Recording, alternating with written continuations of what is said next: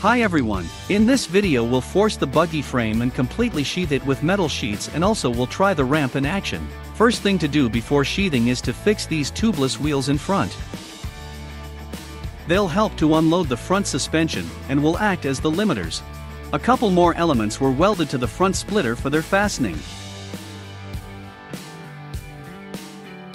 I think the ramp won't upturn the cars so often, so the wheels will be installed for its entire lifetime, and if something happens to them we can cut them and weld the new ones.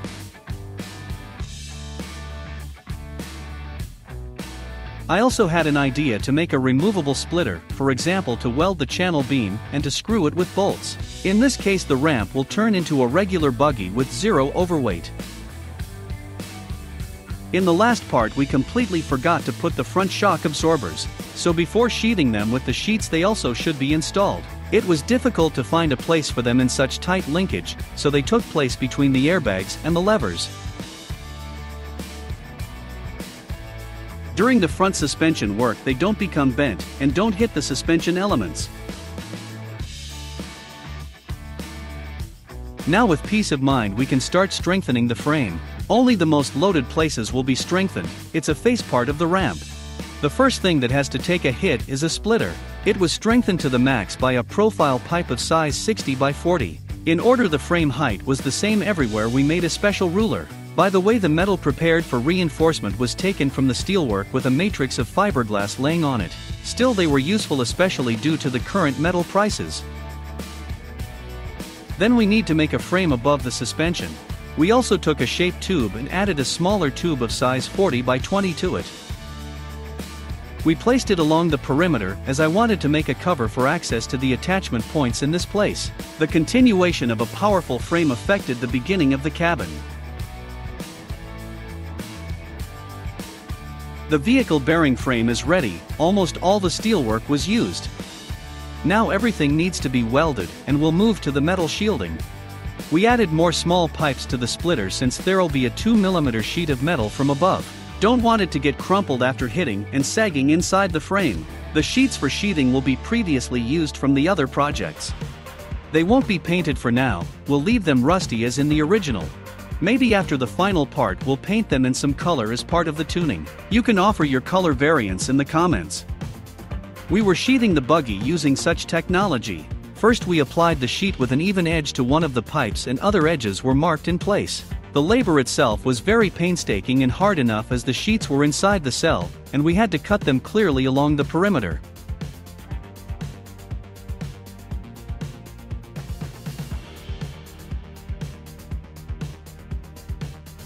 We decided not to weld sheets to the frame, just cut them and laid out along the frame.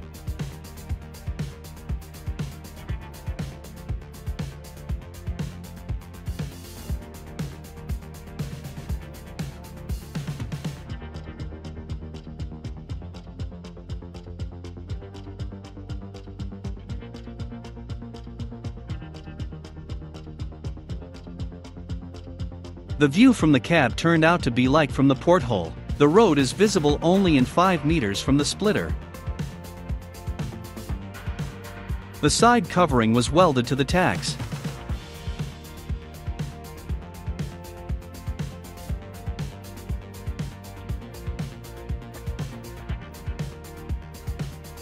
I had to move the lower pipe for a couple of centimeters as the covering wouldn't allow the wheel to turn.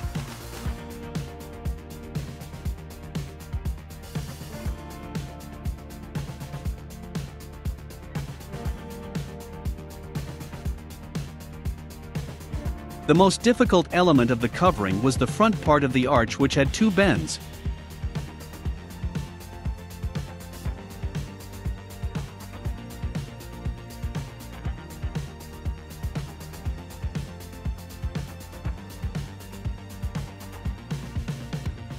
We had to weld the sheet and iron it down already in place according to the shape of arch.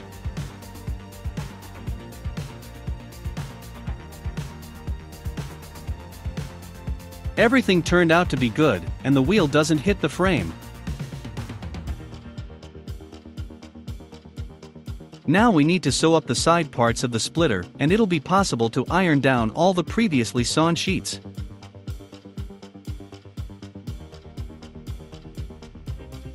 Then there goes the rear part with lots of triangles. We started shielding from the wings. We began to weld the segments to the frame at once.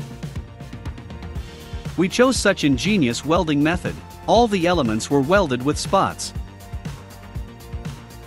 In order not to remove the welds in the corners of the frame, we removed the corners upon the segments.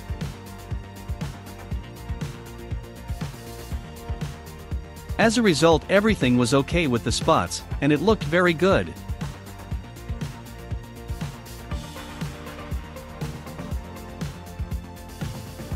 Now the hood.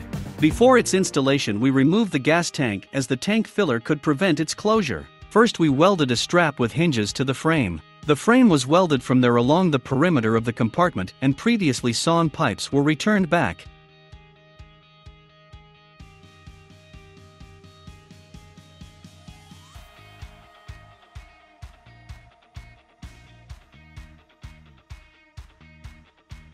It was also shielded with foliated metal.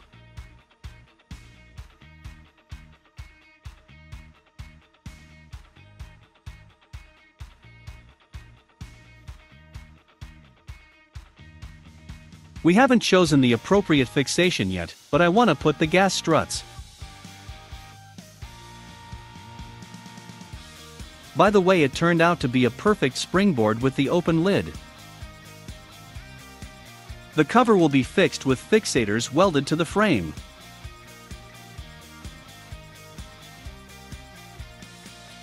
The rear view really turned out to be 10 out of 10, and looks like an armored car. The engine shield was made in the center. The main task was to close all the pulleys. All that remains is to weld the bottom. For this purpose, we need to lift the ramp on one side with help of the winch.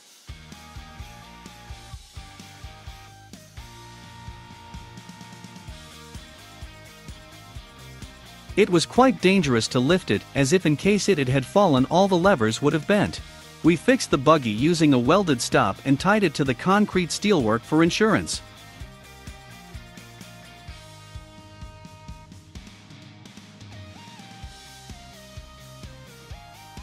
We haven't drained oil and antifreeze, they never flowed.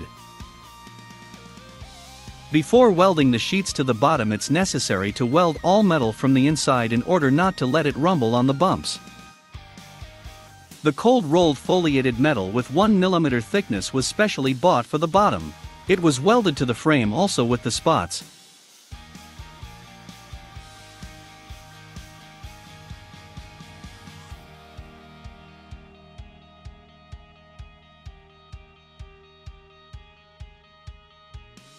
In order to weld metal from the left side, we turned the buggy over to the other side.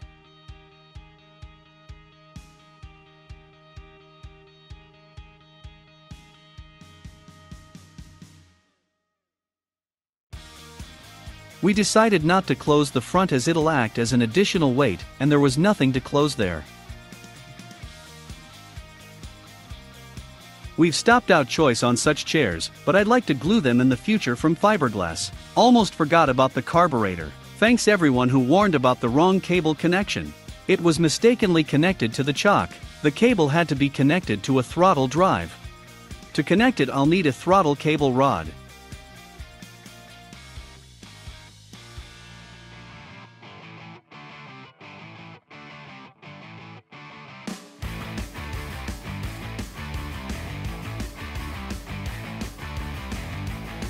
Now we can leave the box and check the traction and metal covering.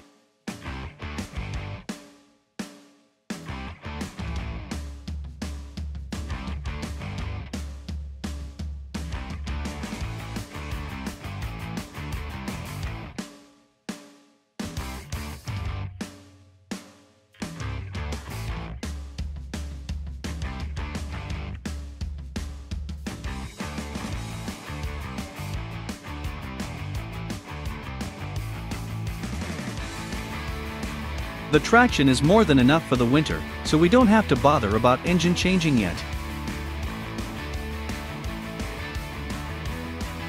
Now we need to check the metal frame. We'll check it on OKA, from which I took the buggy engine from the PUBG.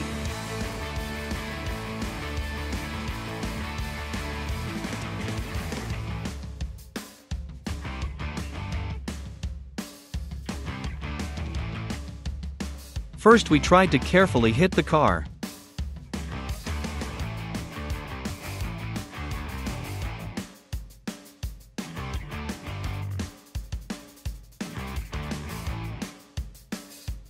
The ramp practically doesn't feel it and rolls like a billiard ball.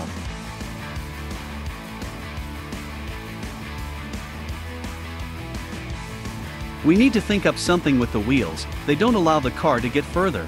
It was obvious yet during the assembly that those wheels would interfere and they should be hidden under the metal frame. In the next part we'll come up with a solution.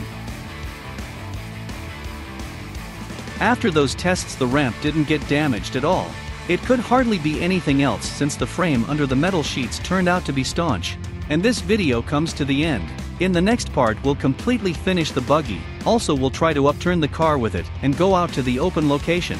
If you liked it put your thumbs up, subscribe to the channel if not yet. See you in the next video.